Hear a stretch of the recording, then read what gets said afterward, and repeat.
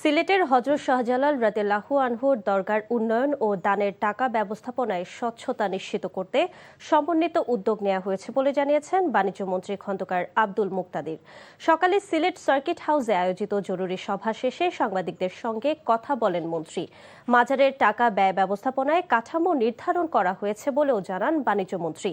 জানান আর্থিক হিসাবে স্বচ্ছতা আনতে ঐকমত্যে পৌঁছেছেন সবাই। এদিকে বাণিজ্যমন্ত্রীর নেতৃত্বে বিভাগীয় ও জেলা প্রশাসন, পুলিশ প্রশাসন, সিলেট সিটি কর্পোরেশন, সিলেট উন্নয়ন কর্তৃপক্ষ এবং দরগা মসজিদ মাদ্রাসার প্রতিনিধিদের সমন্বয়ে কমিটি গঠন করা হয়েছে। কমিটি আগামী 1 মাসের মধ্যে কর্মপন্থা নির্ধারণ করবে। আগামী দিনে কিভাবে সামগ্রিক ব্যবস্থাপনাটা একটা স্বচ্ছ প্রক্রিয়ায় সম্পন্ন হবে সেটা ঠিক করার জন্যই আজকে আমরা একটা কমিটি করে দিলাম, একটা কাঠামো করলাম। ইনশাল্লাহ আগামী 1 মাসের মধ্যেই এই কমিটি তার কাজ সম্পন্ন করবেন এবং সেই স্থিরীকৃত পদ্ধতিটি আমরা সারা দেশের মানুষের কাছে উপস্থাপন করব আপনাদের মাধ্যমে।